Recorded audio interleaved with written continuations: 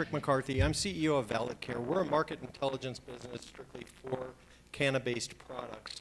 I've got a 30-plus year, I'm probably as old as I look, background. I happen to be an attorney. I'm licensed but not practicing. Been on the business side of pharma, med product, med device, market intelligence in all of those, as well as IT. And we bring consumer insights and even patient insights or research insights back to brands so they can better power their product development and their marketing. But with that, like many of you in the crowd, we're receiving data from consumers that has major implications if you turn it around and you speak it outbound. So I'm really interested to hear a lot of the perspectives here from our esteemed guests. With that said, a couple of things to lay out. Other than ASA, you have no attorney-client privilege, and also none of this is legal advice. So always a disclaimer when you got attorneys, right? So, but for ASA, he'll probably charge you a consulting fee, I would think. I can. So that would be good, but don't deem it legal advice. Secondarily, we had a pre-chat yesterday, and we're all of the mindset that FDA's got a really hard job to do right now. And the cart got ahead of the horse. And no sense in pointing fingers, but FDA has a job to do to protect the consumers from product safety and also our pets too. So we're all trying to help them, and all that we talk about up here is giving great deference to FDA and the challenges that they have. When they regulate, things are going to change again, and we're going to have to learn again, and you're going to want to hear from these gentlemen again. But for where we are right now, we can talk about that today, and we can talk about some of the what-ifs scenarios should the market change too.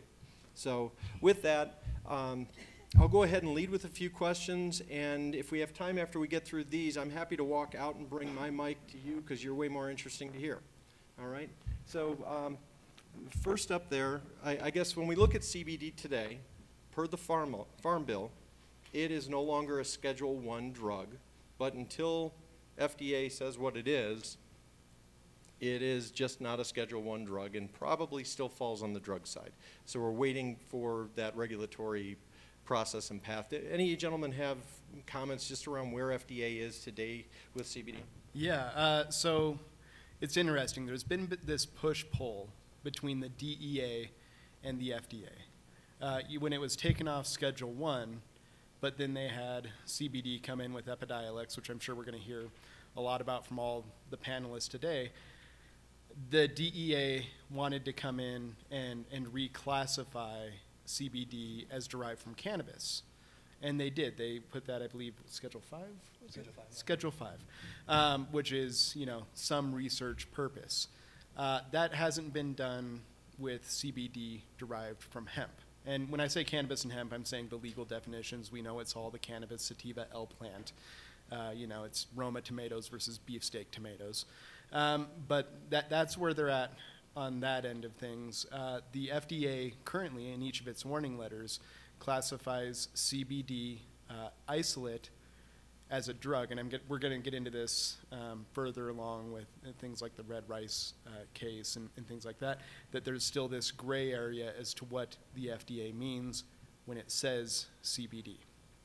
And how to best navigate that. But really, they consider CBD what I call CBD isolate, as opposed to full-spectrum hemp extracted drug. CBD derived from cannabis is a Schedule 5 drug, and that was done by an agreement with the DEA and the FDA. The FDA really didn't want to sign along with it, but they kowtowed a little bit to the DEA in that respect and agreed to sign on to a Schedule 5 of that drug. Just to piggyback a bit in terms of the state level stuff that we're seeing, because this is very much informed by what's going on at the FDA. Those folks in the audience that are here in Colorado, we have a very robust and affirmative hemp program that deals with CBD and other cannabinoids derived from hemp in products. But many states are simply deferring to the FDA. And if we're experiencing this gray area that Justin describes, well, those states are also experiencing that same gray area. So their health departments are going out really at the behest or in furtherance of what they deem to be FDA policy. And we're seeing things like product seizures in the state of New York and other places because of this confusion. So as this regulatory process plays out and this gray area becomes not such a gray area, I think we'll see similarly clarity at the state level. Anybody else want to add? I would just clarify that the FDA's most recent letter came out on the 8th of October, and it categorically laid out that CBD is an active pharmaceutical ingredient and therefore cannot be in a dietary supplement. And I can't stress that enough to anybody who's manufacturing products in this room. So one. Go ahead. So the most recent warning letter that the FDA published was on the 8th of October, and it was a company in Arkansas, and it just reiterated its viewpoint that because CBD is an API, an active pharmaceutical ingredient, in a scheduled drug, Epidiolex, it cannot, by definition of what a dietary supplement is, it cannot be in a dietary supplement. So by de facto, you are marketing a drug, an unapproved drug or mislabeled drug, misbranded drug. They actually used all three of those words in that letter. So you, at this moment, cannot call your product, if it's ingestible, a dietary supplement. And that is Herbal Healer Academy was the FDA warning letter. Yeah. That's regardless of the labeling, whether you label CBD or hemp extract has CBD in it. Yeah, I mean, what you put on the label, it's a lot of what a drug is what it's intended for. Yeah. No. Ingredient. Yeah, well, there's some nuances there. So when you say CBD, well, are you talking naturally, where it's just a component of and naturally occurring? And so we'll talk about some of that language that you can include to mitigate that, so you're not getting the same type of warning letter as Herbal Healer. But if you're putting CBD as on your identity label, you're gonna draw ire, or run the risk of drawing ire. There's other factors involved, which we'll get into here shortly. Question up front? Yeah, quick question. CBD oil, the derivative that is used in manufacturing facilities, when it's transferred from one place to the other, it's considered Schedule 5 or Schedule 1? So the question is, when CBD oil is made in a manufacturing facility and transported between, is it considered Schedule 5 or Schedule 1? It's not considered either. When the Farm Bill passed, if hemp oil, CBD oil, is derived from hemp, it is no longer on the schedule. It is not illegal to possess. You could have 10,000 tons of CBD isolate or oil in your house, on your person. That's not illegal. It becomes an issue when you start talking about ingestible human products. There's a distinction between cosmetics, I'm sure we'll get into, but the actual physical act of having it at a federal level is not against the law. Now, if you go to South Dakota or Idaho, you're going to have a problem. Yeah, so if I have the raw material of this formula is CBD oil. Derived from? Basically, it's From hemp. so basically it's no issue whatsoever. The issue comes more in terms of local law enforcement, like Dave was alluding to, in terms of individual states and individual municipalities. So the issue that we're seeing with hemp seizures and things like that, and it's mostly raw material, is that law enforcement is not willing or able, depending on the situation, to distinguish between the two substances, between the Roma tomatoes and the beefsteak tomatoes, right? So while the Roma and beefsteak may all be legal under the federal scheme, convince that to the Idaho district attorney or to the law enforcement officer that pulls over the shipment truck. Yeah, in other words, marijuana until proven otherwise. Although the other side of the coin on that is that there has been a spate of low to mid-level cannabis charges, criminal charges in the heartland that have been dismissed because defense attorneys are saying that the prosecutors cannot prove beyond a shadow of a doubt that it's not hemp. I mean, this is not exactly a common occurrence, but there are some out there that believe this could be a backdoor legalization to cannabis as a whole, because unless you, the amount of money it would take to send product to California or to Colorado to a lab that could actually test the difference is cost prohibitive for most courts. And as I understand it, FDA did say they were going to give some guidance here in Q4. And in the meantime, I know for U.S. Hemp Roundtable exists. If you haven't heard of it, they've got a great email that they send out under hempsupporter.com. It's a great place to get information on an ongoing basis of what's going on in Washington as well as state by state, as they're trying to make certain that each state legislates consistently. So I put that in as a little plug there. And we had a question in the back.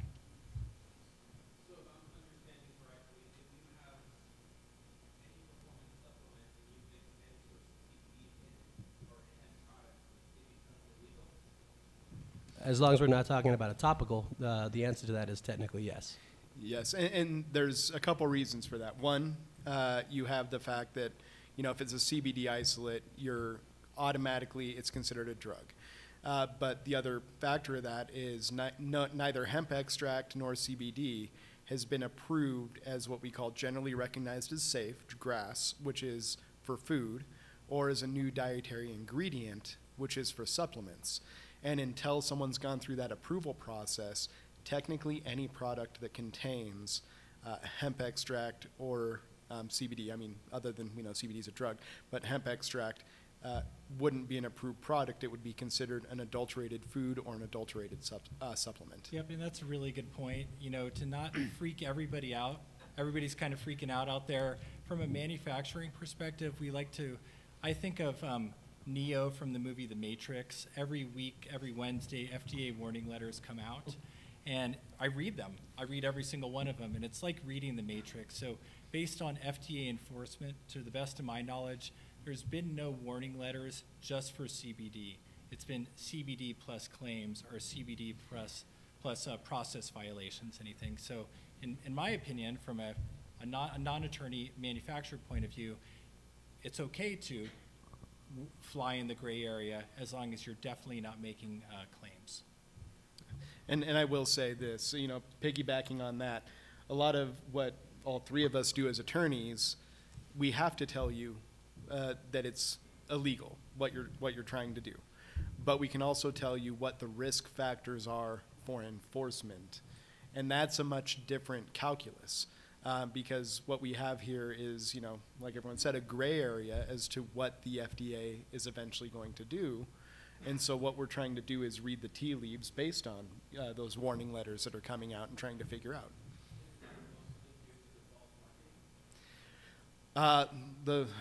Well, this would be a good time for all of us to talk about, I think, what we're seeing. What I've seen a lot of is when you're making health claims. Well, actually, let's start here with the FDA definition of drug, because this will give some clarification here.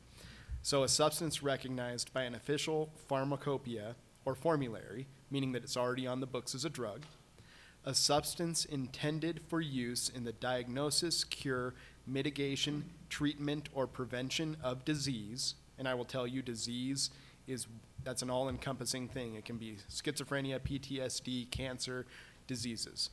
A substance other than food intended to affect the structure or any function of the body.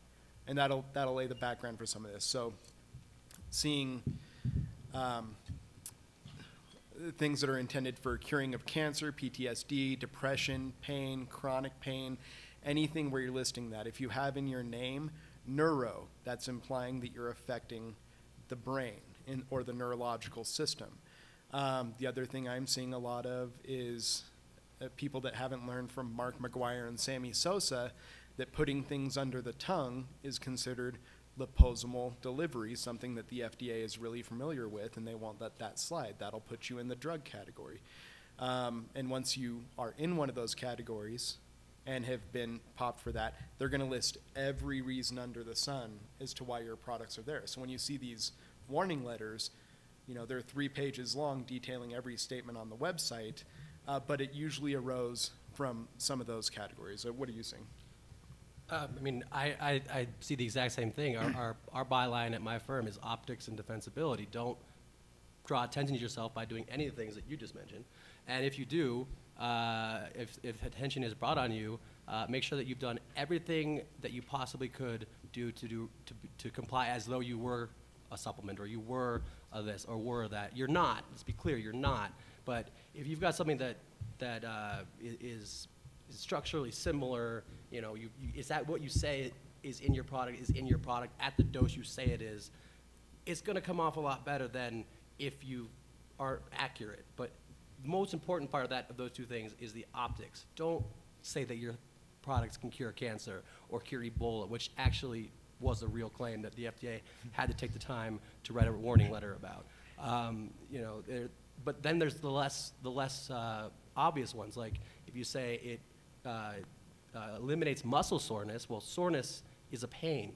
You're directly claiming a health benefit, and most people don't realize just how extensive that is. If you set aside the CBD issue itself and you just look at product labeling generally and how the FDA looks at these products, it's a sort of totality of the circumstances situation. It's not just what you're putting as the ingredients. It's not just what you're putting on your label as claims like this. It's the whole thing taken together. So if you're thinking about the optics, it's really the optics of everything. It's your website, it's your social media, it's the label, it's the ingredient list, and that's all something that you need to just be aware of when you're coming up with these things. Yep, and those of us, some people in the crowd may not know what a disease is.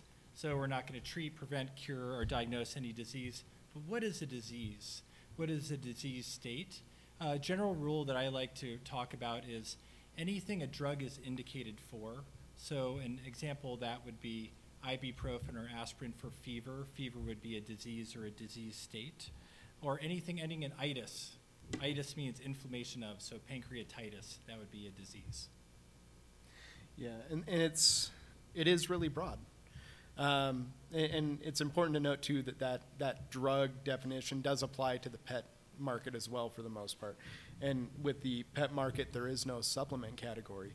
But piggybacking on the optics, one of the things that everyone should have done, whether it's by an experienced food marketer, supplement marketer, or by an attorney, and honestly in this market I would say attorney is the safer bet, but making sure that you're FDA compliant in all other respects, as you were saying. And that includes things like font size, what you're putting on your identity panel. Are you putting CBD on your identity panel when it's actually a hemp extract? Those are huge because it's those differentiations where if the FDA sees that you're using hemp extract but you're putting CBD on your identity panel, that's a big check mark. Websites, you know, people don't know this, it's not just what's on your product. The FDA will go through and look at your websites, they'll look at your Instagram, they'll figure out what you're saying about the product.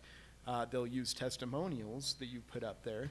And yeah, they may be great for marketing, but it's really, do you want to be marketing short term and be shut down, or do you want to be marketing for the long term? Marketing departments hate us. I mean, let's be honest. I think one of the biggest things that I have to fight for almost all the time with my clients is social media in particular.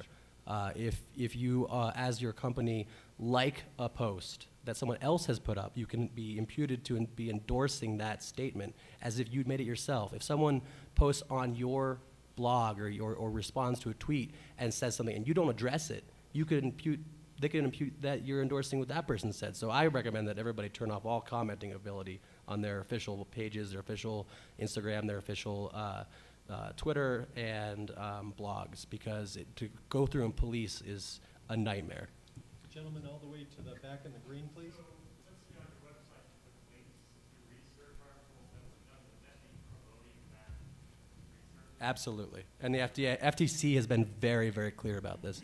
And I'd encourage that when you go home or when you get a break, you do look up some of these warning letters and just go through them, because you'll see these sorts of things that they literally take, copy and paste comments on people's Facebook walls and things like that, and they impute that, as Dave's saying, almost like an adoption of that statement. So you do have to be careful about the social media space. And of course, we all sit up here and we understand that there are commercial interests here as well. Maybe you know of 4 or 5 co-competitors that are putting these claims out there, and you don't want to be left behind in this market. We understand that, but you also don't want to see your name necessarily on one of these warning letters. Yeah, and I will say this. I've had a client where I've gone through a pretty extensive label review, And one of the things I recommended, they had a 3-day debate with the board of directors about whether or not to do it based on the risk analysis.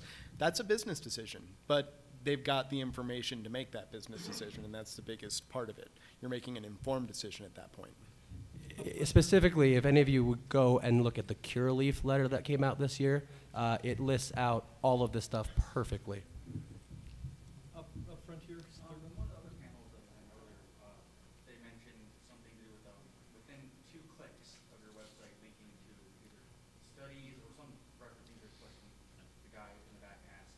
You guys have comments about that? Like, There's no so hard the rule. question is, click within I'm not sure if it's 100% deleting, but that reminded me of what the gentleman said earlier. I would say, so he calls it a 2-click rule. He said it's okay if there's like 2 clicks in it. Yeah, I was gonna say that's not a law. The 3 attorneys on the panel were probably gonna, what did we say? Yes, Herm and Har on this one. Yeah, it's a spectrum, right?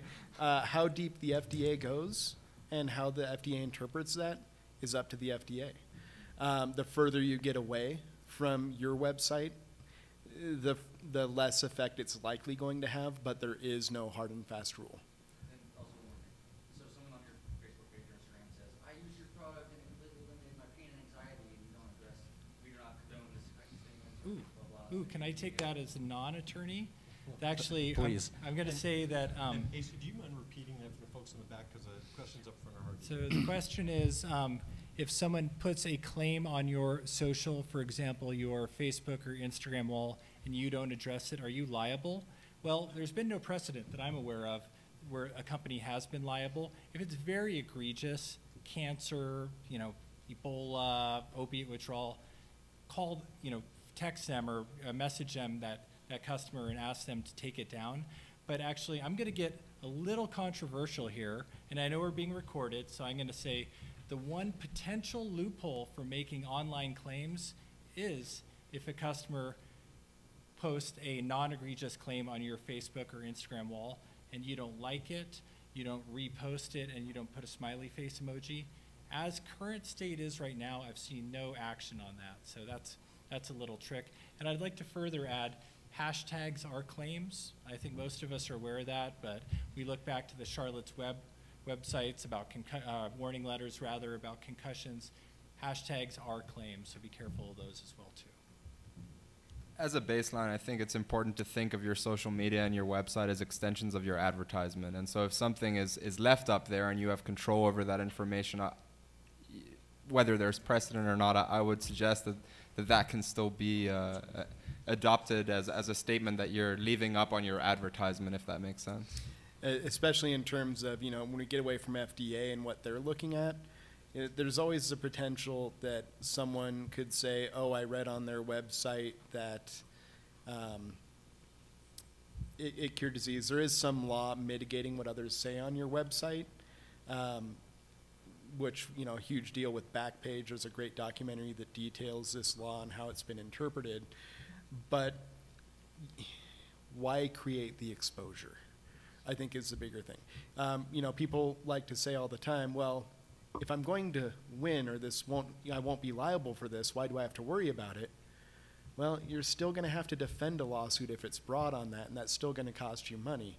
So why potentially draw that kind of lawsuit from someone that's saying, oh, I relied on this statement on their website due to pain relief, and it didn't work for me as advertised, and I'm going to bring a Consumer Protection Act claim and a claim for reasonable reliance and the negligence that occurred in making that statement.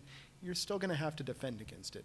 I've represented Vitamin Water in a class action over some little statement on their thing. They're obviously well insured and we're able to deal with that, which I guess, always have your insurance in place. Product liability insurance is a must in this industry, and if you don't have it, you're setting yourself up to be bankrupt, potentially personally bankrupt. And make sure you read your policy, because a lot of times your agent won't. And there are some very weird clauses that could definitely mess with the ability to actually collect.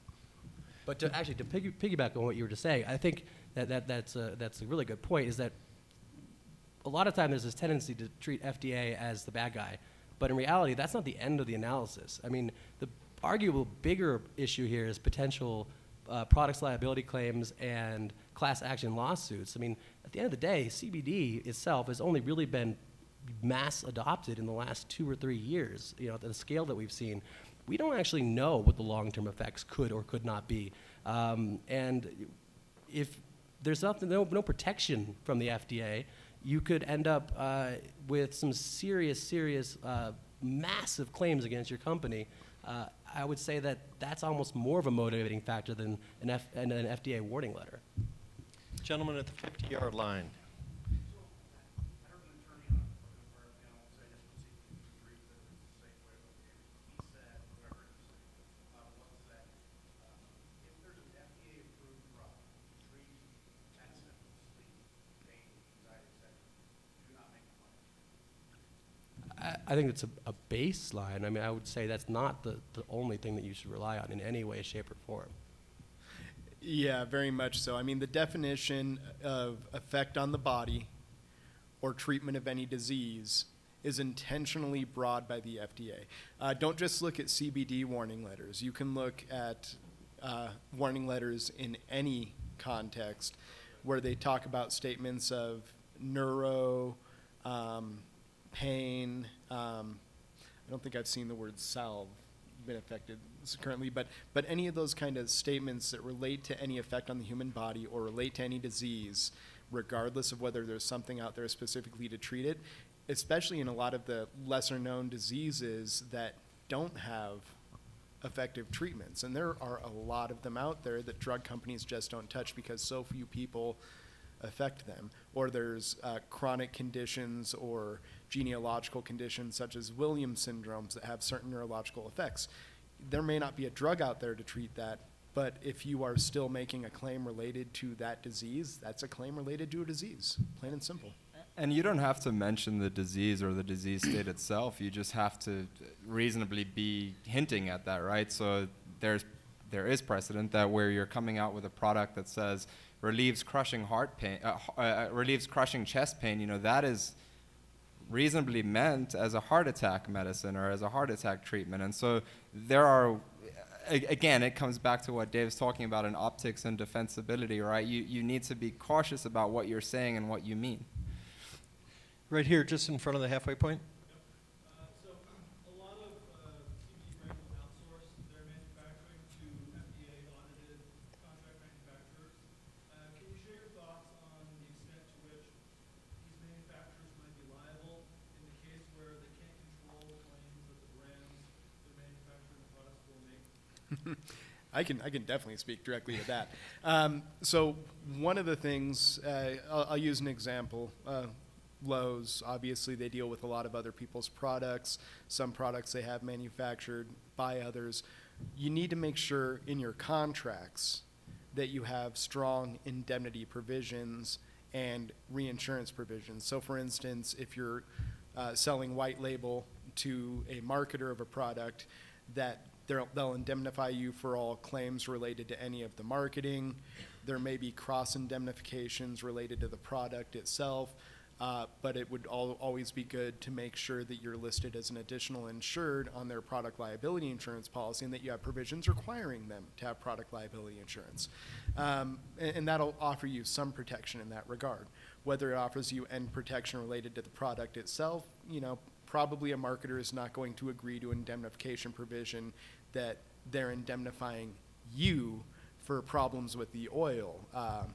And I would say also make sure that you know where your oil is coming from and whether that person can be held liable.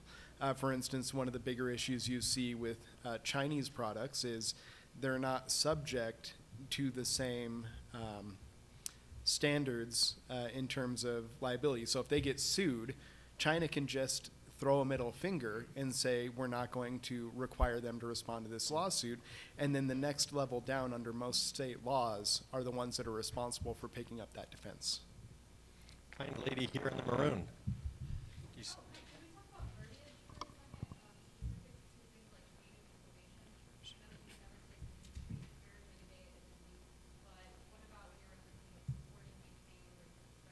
Sure.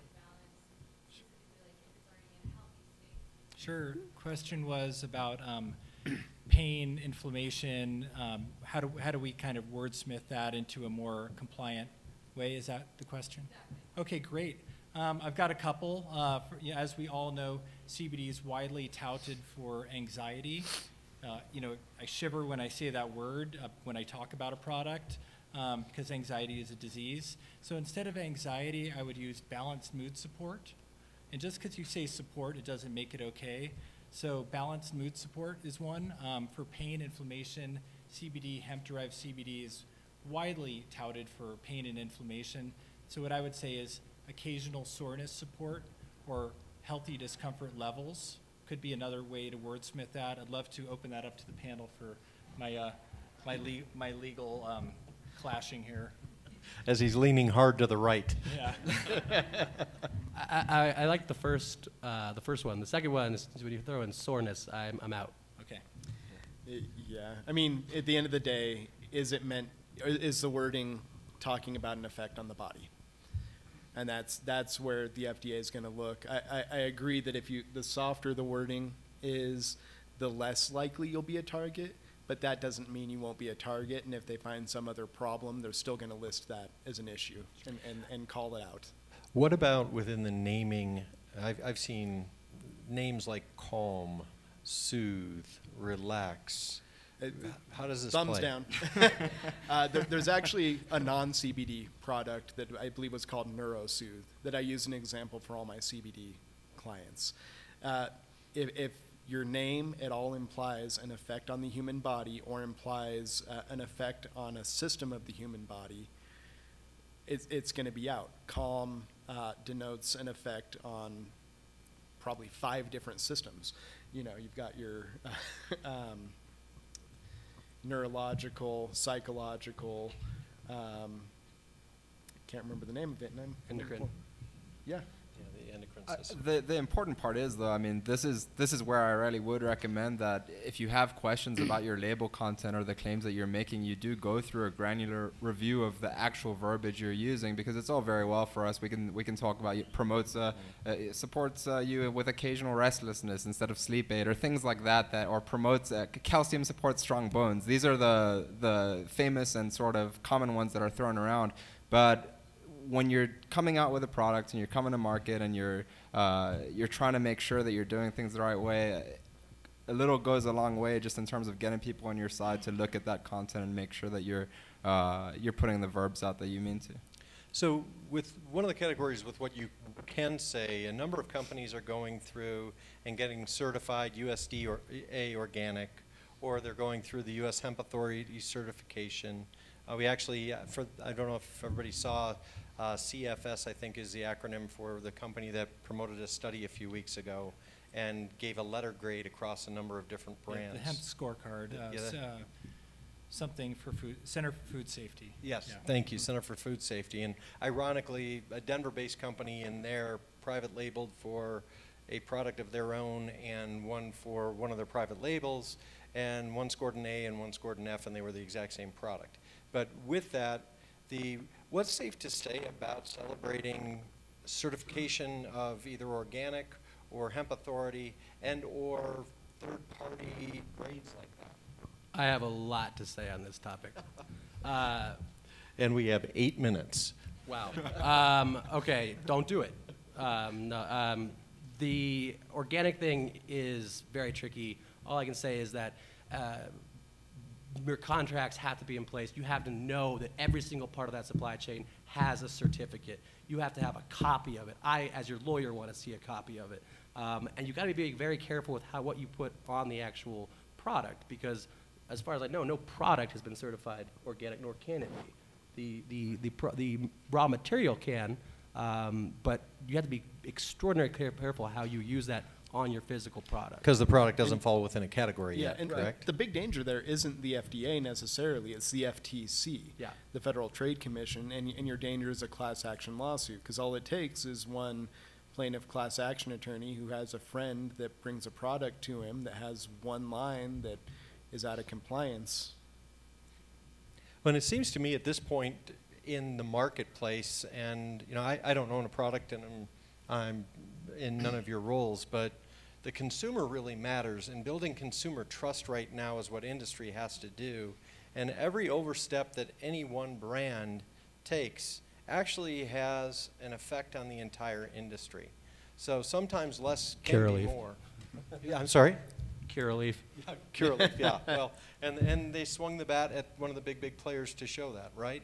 But I don't know, as moderator, I'd say please think about that, not just who you're trying to attract, but think about 6, 9, 12 months from now when other regulation comes down. Have you ruined it for yourself and or for rest of industry for a short-term gain? And I think that's something that, you know, industry in total really needs to just stop and pause before we do certain things. But so with that, I saw a question up here. Yeah, going back to verbiage and stuff, coming from the rec cannabis industry, there were, you know, the med was always growing, was always changing stuff. One of the big things was to keep out of reach of children and keep away from children. Previously it was keep out of reach of children, and then they changed it and made it mandatory that you have a word of keep away. Is there any sort of FDA, do you have any verbiage on that that's official? Can you repeat that is more specific? So the question was language as to keep out of the reach of children or keep away from children under the age of 18. Away from children, which is the official verbiage now, and then the old one was keep. And are these med regs that you're talking about? Yeah. They were, but I was wondering if there's any, for the CBD industry, if there's any. Gotcha. Nothing hard and fast at the moment. Verbiage on It, children. I consider it good policy. Keep out of Yeah. reach, keep away. Yeah, I just, there's no I mean, other than like South Carolina, there's nothing exactly on, you know, the age of 18. On like a bit, like on actual pharmaceutical, like what There, but say keep out of reach. no, I'm saying that there isn't. There's no, yeah, but it's good policy to put something on. Absolutely. But getting down to that granular level, it's not going to make much of a difference either way. Yeah. For the med it did. Yeah. But I know it's a different thing, but Yeah. they made people change hundreds of thousands of labels. The med is, despite, I mean, so I do a lot of work with the med, and honestly, we all know it's not exactly a nimble administration, but compared to FDA, it is a ballerina. So For the FDA is non-locals and the- slow. Like you're saying, you have something said. For the non-locals, the med is the Marijuana Enforcement Division here in Colorado. Yeah, can we take a question halfway down, the young lady with the? Yeah, so we have a customer come into our store and they say, can I help you? What is this? How do we answer them? What can we say to our customer? Ooh, that is a very the good same thing you can say question. on your label. I will say that it's much harder for the FDA to document what was said verbally, but the same standards apply. And then there's also personal risk for whoever is answering that question. So I would say be very careful what you allow your, I'm assuming like bud tenders or something, to be saying to anyone.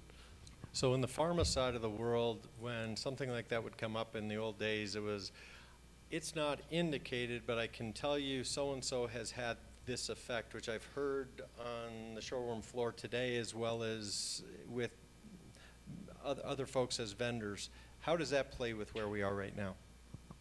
I mean, I'm not sure FDA has the ability to go to secret shop you and do undercover work. I mean, where this is the Trump administration, for God's sakes. There's been a massive downspike in all FDA enforcement actions. But as a lawyer, I can't sit here and tell you that you can do that. But Asa, that might be maybe something that you might be able to. Yeah, absolutely. This is a fun one. So if someone is to come in and say, hey, what does CBD do? You can say, I use it for my balanced mood support. It helps me with my healthy slumber, sleep, that type of thing. There's a lot of great research online. And then if someone keeps pressing you, what I've used and what I've trained customer service and marketing departments at is, someone keeps pressing you, you could say, I'm not willing to risk my job in telling you that. There's a lot of great research online.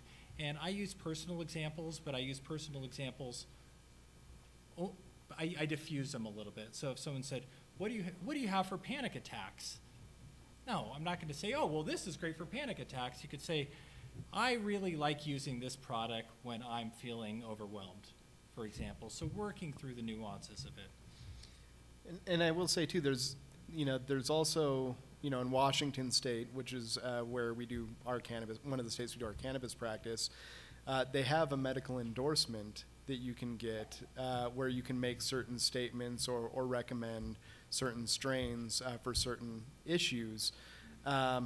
And if you're staying within those bounds and you're selling it and it's cannabis-derived CBD in a store with medical endorsement, you can stay within those regulations and probably be pretty safe at the state level. Yeah, FDA has not shown any interest really in dealing with the actual state-run cannabis regulatory industries, regulated industries. Question just after the halfway point in the black top. What about CBD blended with other supplements? So, for example, CBD plus melatonin. Could you then say that it's good for sleep? So, if there are some supplements that you think claims? I'm not sure I'm going to touch melatonin, but specifically when it comes to cosmetics, which I'm actually surprised we didn't talk about at all. I think we could sit and talk for hours about this stuff, but there is some merit to talking about and specifically talking about the other ingredients because there are, for just again cosmetics, for example, you can if there's an actual bona fide moisturizer in that product, you can talk about that moisturizing product. And I would say if you are doing that, CBD needs to be only in the ingredients, and obviously in the identity statement maybe, but like very, very not. It's basically, hey, here's this moisturizer. Oh, by the way, it has CBD in it. Like, I mean, it's going to be similar in terms of how you state it. If it's okay on a melatonin supplement, and there will be, things out there talking about this within the FDA system, then try to frame it that way, but don't say that the CBD has any effect on that. You can say melatonin sleep supplement with CBD.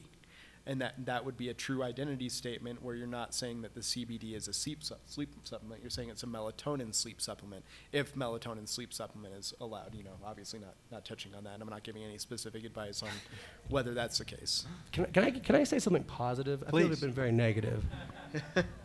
There's a very little known thing called the FDA Citizens Petition.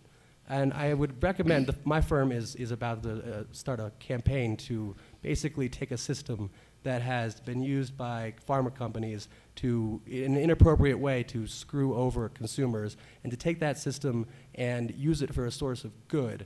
And the FDA gets around 35 applications for this each year. They're all from big pharma companies. I'm proposing that every single producer, every single manufacturer, every single consumer file one a day and jam up the works and see if we can affect change that way. And it doesn't need to be through my firm. It's not a plug for my firm. I'm just telling you that's what we're doing because we want to see things change. But here's a positive thing that you can do very simply. It's like $130 and you can file whatever you want. There's no penalty for a frivolous filing. I highly recommend that you guys look into it. A citizens petition, and it's a real thing, and it could be a very powerful tool. We think it's going to be a powerful tool. Well, especially in terms of some of the falsities that the FDA has spread, like CBD and hemp extract have never been marketed before Epidiolex. Right. If you file a citizens petition to invalidate that designation, showing proof of use prior to that, you get enough of those, and eventually that agency action could be seen as arbitrary and capricious, and it could be challenged. There's things that the industry as a whole can do to affect the change, whether through law firms, whether through industry groups, and if you're not involved, you're going to get left behind.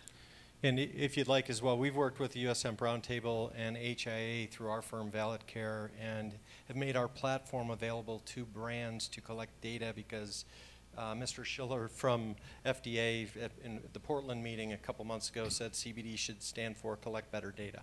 And they're still looking for safety and efficacy data as they go through this regulatory process. So we're in a position where we can help. If you want to learn more about that, I'm happy to chat with you about that. But at the end of November, we're going to submit a lot of aggregate data to FDA. They may have already ruled on something, I don't know. But we've got a good coalition of brands that are working to do that as well. So. This is a passionate industry. Use that passion. I mean, we all believe in this stuff, right? We wouldn't be doing it if we didn't. That's it. So last one, do we need to get off, or can I ask one more question of the guys? Perfect.